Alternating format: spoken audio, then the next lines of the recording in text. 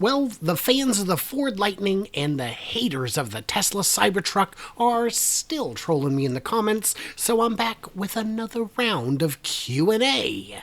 Welcome to my Tesla weekend, and if you haven't already, smack the thummy thing, all that good stuff, and thanks to my newest Patreons, John and JS. Your support means the world to me. I appreciate it. By the way, this was recorded about a month and a half ago, so if any of the answers seem a little out of date, I've done my best to update them, but there you go. Let's get started.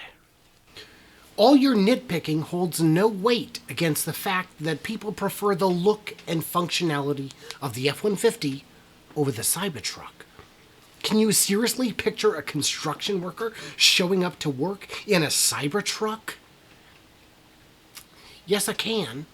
I've seen workers show up in transit vans. Those aren't cool. I've seen workers show up in station wagons. Not super cool. If you have a vehicle, you go to work in it. Can you honestly say that a farmer would want to be seen in that thing? I don't know. If it's got the most torque of any vehicle ever made in the sector, yeah, I can see him showing up in it. Yes, I can. Yes, I can.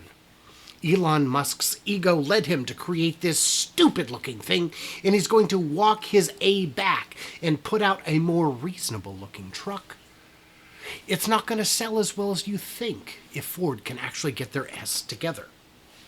So, it's not his ego, it's his adherence to first principles. The thing is, the design of a truck is two donkeys walking side by side through a tunnel. Look that one up. It's a video of mine. Hopefully my editor remembered to put it up. We'll see. Maybe it's over here. I don't know. Maybe it's over here. Dom, move it. Over here. I bet he did. I bet he did. It's an electric vehicle. It will sell as well as it can based on the production available. It's going to sell. God forgive me for watching this garbage. I get it. The factory is 79% complete, just like the truck is too tall. You're so friggin' brilliant. Thank you, Butch. I mean, I can't speak for God, but he'll forgive you. I mean, his son died for your sins, so if watching this video was a sin, you're forgiven, and yeah, the factory is kind of done. Ford is showing the Lightning at auto shows. Tesla doesn't even have a street-legal production prototype yet. The only way Tesla beats Ford or GM or Ram in the truck world is getting to market first.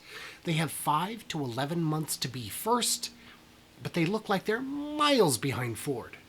If Tesla at least released some solid specs, that would give them some credence.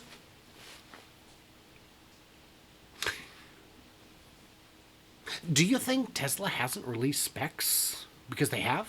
I mean, I'll put them up on the screen now. The specs are out. The price is out. It's all kind of still up in the air. All of it, really. Tesla has never missed on specs. They have missed on delivery dates and pricing before, but not on specs. They usually beat their specs, and usually, very commonly, a few months after the product comes out, the specs get even better. So, over-the-air updates is kind of a big deal.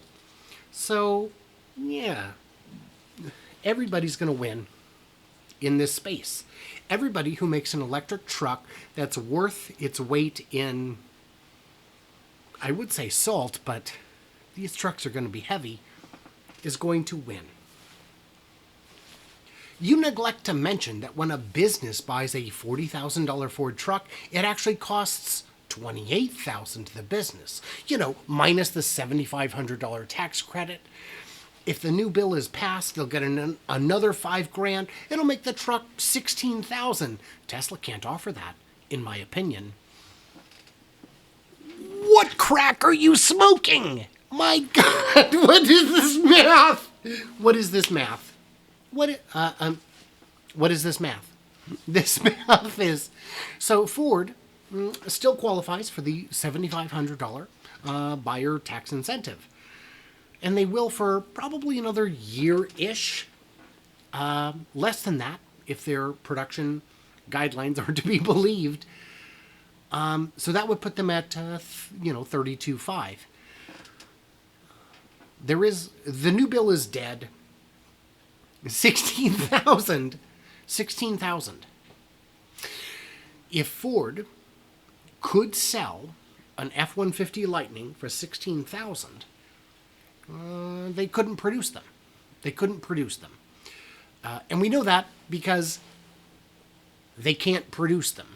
Not at 80,000, not at 100,000, and show as heck not at $16,000 rhubobs. So Tesla is building a truck built like a car, like the Honda Ridgeline. There are people that want trucks, not something that looks like a truck. 4,000 pounds is a beast of a truck. 4,000 pounds? So the Rivian is what I would call a mid-size pickup, and it's almost 8,000 pounds. And if you want to tow with it, you're going to have to stop about every 100 miles. There was a video about that. Maybe I'll put it up right now. Yeah. Tesla is building a truck built like a car. No, they're building a truck built like a next generation truck. Built like what a truck would have been had it been built from the ground up in a different time, or, this time, which is where we're at. So, yeah, 4,000 pounds is a beast of a truck. The F-150 Lightning's top spec model is likely to have a battery that weighs more than half that alone. It's a problem. It's a problem.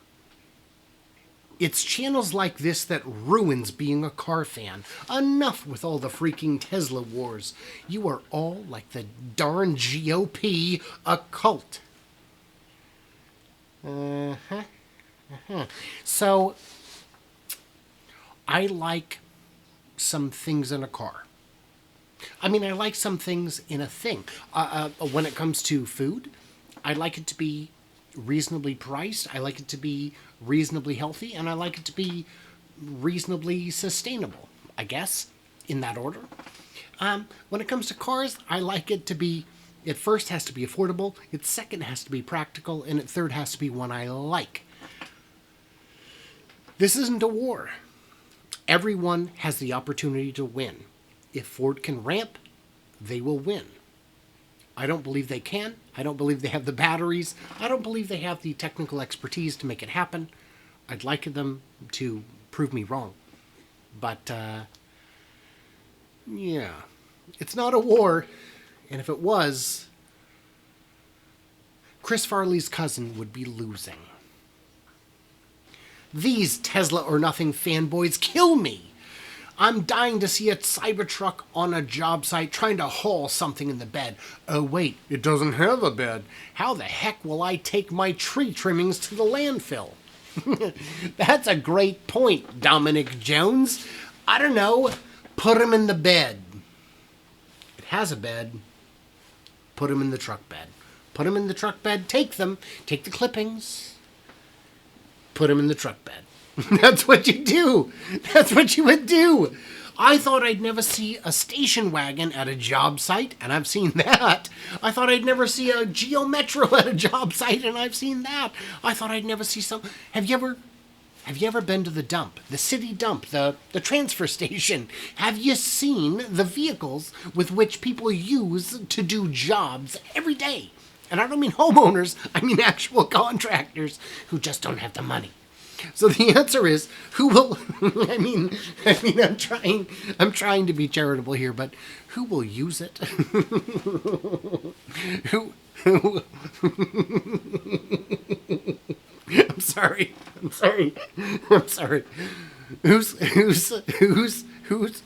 the hell is gonna use this? People. It's late, and I'm getting a little batty here, but who's gonna use this truck as a truck? People. People, Dominic. People is who is going to use it, Mr. Jones. So, I appreciate that. That was really enjoyable. Thank you. I guess. Yes. I don't mean to be, but that was a good one. Well, that's probably enough for this week, but if you have questions you want answered or concerns you need addressed, leave them in the comments below and maybe we'll add another segment of this series to address them. There are still a few more of these shot that will be published in the coming weeks, but leave me all your wisdom and blinding brilliance in the comments below, and as always, a huge thanks to my amazing gracious patrons who get early access, bonus content, an ad-free experience, and to help keep the channel running. For as little as $1 a month, I can't do it without you guys. And, all the bonus material I give you hopefully makes up for it, if not for the 11-year tracker. So what did I miss or misunderstand? Do you have a reservation yourself on either truck, or both, or a different electric or gas truck?